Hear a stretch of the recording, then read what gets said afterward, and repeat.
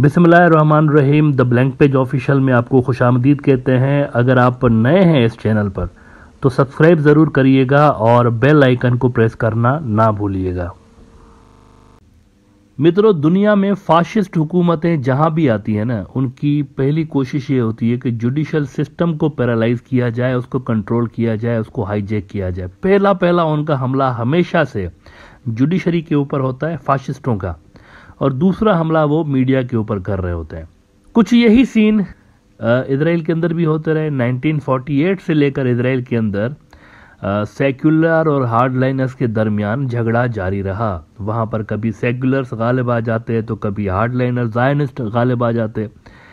लेकिन अब इजराइल के अंदर फाइनली ये देखने को आ रहा है कि उनकी हिस्ट्री की सबसे ज़्यादा जो हार्डलाइनर गवर्नमेंट है वो बन गई है, क्योंकि सारी की सारी जो हार्डलाइनर उनकी ज़ायनिस्ट जमातें हैं वो मिलके एक हुकूमत उन्होंने बनाई है। ये पहली बार हुआ है उनकी तरफ, उनकी हिस्ट्री में पहली बार हुआ है।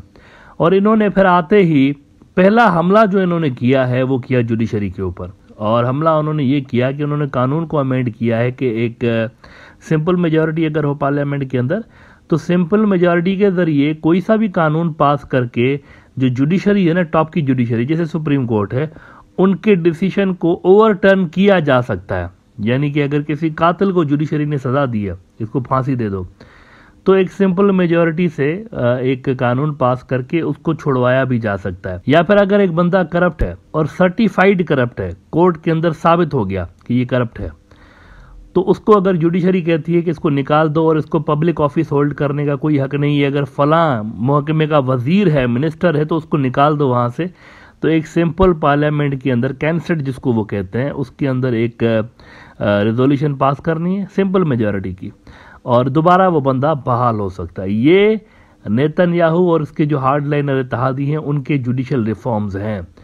अब इसके जवाब में फिर इजराइल के अंदर 1-2 महीने से लेकर बड़े बड़े मुजाहरे हो रहे हैं। और 2 दिन पहले मैं आपको बताऊं, एक बहुत बड़ा मुजाहरा, अब तक का सबसे बड़ा प्रोटेस्ट वहां पर हुआ। 1,60,000 लोग तेल अवीव में जमा हुए। मकबूजा फ़लस्तीन का जो एक इलाका है तेल अवीव का, जिसको पहले इजराइल अपना कैपिटल कहता था, वहां पर जमा हुए 1,60,000 लोग, और उन्होंने इस जुडिशल रिफॉर्म के खिलाफ मुजाहरा किया। CNN ने रिपोर्ट किया इस पे कि about 160,000 people protest against Netanyahu's judicial overhaul in Tel Aviv. तो अब वहां पर यह सूरत हाल है इजराइल के अंदर कि वहां की जो सोसाइटी है, इसके अंदर वो लोग भी शामिल हैं वैसे जो कि एक दौर में इन्हीं फाशिस्टों को सपोर्ट कर रहे होते थे। आज वो सड़कों पे जो है ना वो फिर रहे हैं मारे इन लॉज के खिलाफ, इन रिफॉर्म्स के खिलाफ, क्योंकि उनको पता है कि ये चीज उनके मुल्क की, उनके सोसाइटी की बुनियादें हिला के रख देगी। अगर जुडिशरी गई तो इजराइल क्या समझे, क्योंकि फिर जिसकी लाठी उसकी भैंस वाला कानून आ जाएगा। जो लोग वहां पर हुकूमत में होंगे उनके लिए सब माफ होगा। किसी को कत्ल कर दें, किसी को डाका मारें, कहीं पे करप्शन करें, लूट मार करें, कुछ भी करेंगे, खुद ही खुद को माफ कर देंगे। तो उनकी डेमोक्रेसी चली जाएगी, उनकी यानी मुल्क उनका खत्म हो जाएगा, उनके इदारे तबाह हो जाएंगे, ये उनको पता है। तो अब वो खुद भी पछता रहे हैं कि हमने इनको, नेतन्याहू वालों को क्यों सपोर्ट किया था। अब इस दौरान नेतन्याहू ने कई 2 नंबरियां की। मिसाल के तौर पर इसके जो इत्तेहादी हैं, कभी वो फ़लस्तीनी इलाकों में जाके, अभी हाल ही में फ़लस्तीनी इलाकों में जाके और उन्होंने घर जला दिए फ़लस्तीनियों के अटेंशन डाइवर्ट करने के लिए। वो जो राइट्स होते हैं ना, हिंदू मुस्लिम राइट जैसे इंडिया के अंदर होते हैं, अटेंशन डाइवर्ट करने के लिए, वहाँ पर भी इसी तरह के ठग बैठे हुए हैं। तो उन्होंने वो चीज़ की, मुसलमान और यहूदी फसादात क्रिएट करने की कोशिश की, लेकिन उसके बावजूद भी इन प्रोटेस्ट पर असर नहीं पड़ा। फिर इन्होंने इससे पहले ये किया कि रेड्स करना शुरू की वेस्ट बैंक के अंदर, और फिर गजा के ऊपर बमबारी की, फिर दमिश्क के अंदर बमबारी करके आ गए। लेकिन इस सब के बावजूद वहां पर लोगों की अटेंशन डाइवर्ट नहीं हो रही। ट्रेडिशनली जो ये तरीक़ेकार अडॉप्ट करते रहते हैं अपना वोट बैंक बढ़ाने के लिए, ज़ायनिस्ट जो रिजीम्स होती हैं या वहाँ के जो हार्डलाइनर्स, वो सारे बेसूद हो गए। यानी इनके जो सारे जो अटेंशन डाइवर्ट करने वाले टैक्टिक्स हैं वो काम नहीं कर रहे। लोग बदस्तूर वहाँ पर मौजूद है। अब ऐसे में कुछ यही सिस्टम इंडिया के अंदर दोबारा आने वाला है। दोबारा जो नेतन्याहू इजराइल में कर रहा है, मोदी करने जा रहा है इंडिया के अंदर।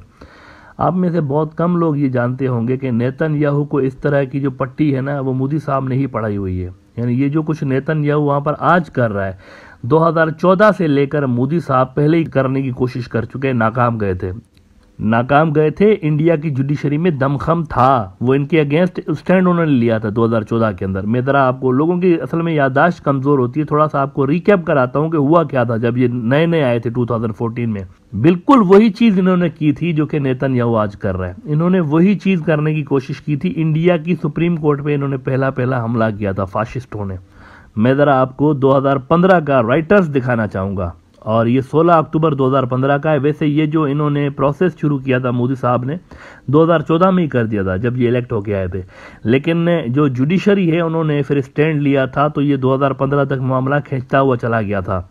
तो 2015 में अब देखें, राइटर्स ने खबर लगाई कि India top court scuttles Modi's judicial reform move, और इसमें वो कह रहे हैं कि India top court on Friday struck down a law giving prime minister Narendra Modi's government a bigger say in the appointment of top जजेस, calling the new system harmful to judicial independence in the world's largest democracy.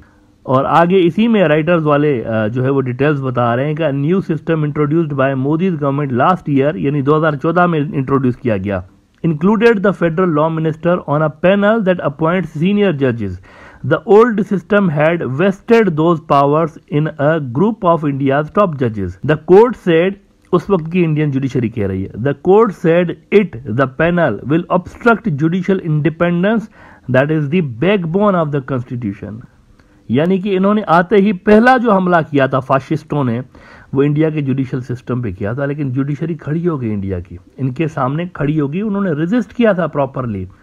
अलबत्ता बदकिस्मती के साथ फिर ये होता है कि इन्होंने जजों को मैनिपुलेट करने का तरीका आगे चलकर सीख लिया। इन्होंने सेक्स स्कैंडल में फंसाया पहले रंजन गोगोई को, उससे अपनी मर्जी की इन्होंने जो है वो फैसले लिए राम मंदिर का, और ये उसके बाद ये जैसे ही रिटायर होता है तो उसको राज्यसभा का मेंबर बना दिया इन्होंने इनाम के तौर पर। फिर जो दूसरा एक मुसलमान जज है सो कॉल्ड, वो अभी रिटायर हुआ जनवरी में, तो फरवरी में आंध्र प्रदेश का उसको गवर्नर लगा देते हैं। तो जुडिशरी को बेसिकली ये खरीदना जान चुके हैं। तो अब लिहाजा इंडियन जो जुडिशियल सिस्टम है ना, उसके ऊपर बहुत ज्यादा संकट के बादल मंडला रहे हैं, क्योंकि ये फाशिस्टों के हाथ में जा सकता है। अभी तक इन्होंने वो जो करना चाह रहे थे ना कि अपॉइंट हम करें जज, अब अगर जज ये खुद अपॉइंट करेंगे तो जुडिशरी इनके हाथ में आ जाएगी। अगर पॉलिटिशियंस खुद ही जज अपॉइंट करना शुरू हो जाए तो फिर तो जुडिशरी गई, फिर तो ये वहां नौकर अपने अपॉइंट करेंगे ना, चीफ जस्टिस के नाम पे और जजेस के नाम पे नौकर अपॉइंट करेंगे, और नौकर को जो ये लिख के देंगे नौकर वही जो है वो स्टेटमेंट पढ़ के सुना देगा अपने फैसलों के अंदर।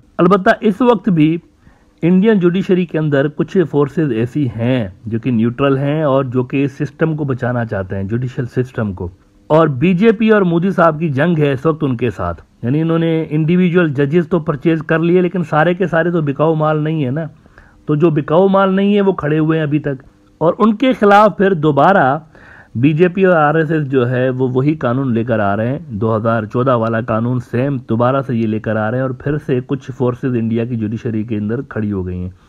मैं आपको अगेन 6 दिसंबर 2022 का स्क्रोल दिखाना चाहूंगा, इंडिया न्यूज आउटलेट है, कह रहे हैं कि why are the supreme court and Modi government in a war of words over judicial appointments, the appointment of new chief justice of India justice D Y. Chandrachud seems to have sparked off this constitutional conflict. तो जो वहां पर Netanyahu कर रहा है वही चीज नरेंद्र मोदी ने पहले करने की कोशिश की, इंडिया में नाकाम रहा, अब दोबारा करने की कोशिश कर रहा है। और इंडिया की जुडिशरी अगर बिल्कुल कोलैप्स हो जाती है, आधे से ज्यादा तो कोलैप्स हो चुकी है, आप देखें ना इंडियन जुडिशरी ने रिसेंटली जितने भी फैसले दिए हैं, राम मंदिर का, बाबरी मस्जिद का, सारों में मोदी को फेवर गई है, बीजेपी को फेवर गई है। ऐसा लगता है इन्होंने खुद ही डिसीजन लिखे हुए हैं। वो 2000 बंदे मारे गए, लेकिन कातिल कौन है ये नहीं पता चल पा रहा। जुडिशरी के फैसले देखें अगर, पता नहीं उनको एलियन आकर कत्ल कर गए, क्या हुआ खुदा जाने। किसी टॉप के बीजेपी के ऑफिशियल को सजा नहीं हुई जो कि डायरेक्टली उसके अंदर मुलविस थे। हत्ता कि इंटरनेशनल कम्युनिटी चीख चीख के कह रही है कि कुछ हुआ है 2002 के गुजरात दंगों के अंदर, बीजेपी के कुछ लोग जो मुलविस थे। आप देखें बीबीसी की डॉक्यूमेंट्री हाल ही में आई हुई है ना, उसके अंदर क्या दिखाया उन्होंने गुजरात दंगों के बारे में, सारे फैक्ट्स उन्होंने खोल के दिखाए। सारी दुनिया को पता है कि क्या हुआ था, लेकिन इंडियन जुडिशरी को नहीं पता। तो इन्फ्लुएंस आज भी इनका बहुत ज्यादा है, लेकिन ये मुकम्मल तौर पर जजेस के अपॉइंटमेंट अपने हाथ में कर फ्यूचर के सारे जो फैसले हैं वो अपने हाथ में लेना चाहते हैं, ताकि उनको ये जो मराहतें देते हैं ना जजों को खरीदने के लिए कि हमारी फेवर में फैसले दे तो तुम्हें गवर्नर बना देंगे, राज्यसभा का मेंबर कर देंगे, ये चीज़ उनको ना करनी पड़े और सिंपली इनको बस एक कानून लिख के देना पड़े और चीफ जस्टिस जो है वो वही उसको पढ़ ले, बस डिक्टेशन कबूल कर ले। मोदी साहब भी यही चीज जो है वो इंडिया के अंदर लाने की कोशिश कर रहे हैं खामोशी के साथ। लेकिन फर्क ये है कि इजराइल वाले जो है वो तो उठ खड़े हुए हैं, लेकिन इंडिया के अंदर भक्त जो है वो ये चीज भी नेशनलिज्म की आड़ में एक्सेप्ट करने को तैयार है वहां पे।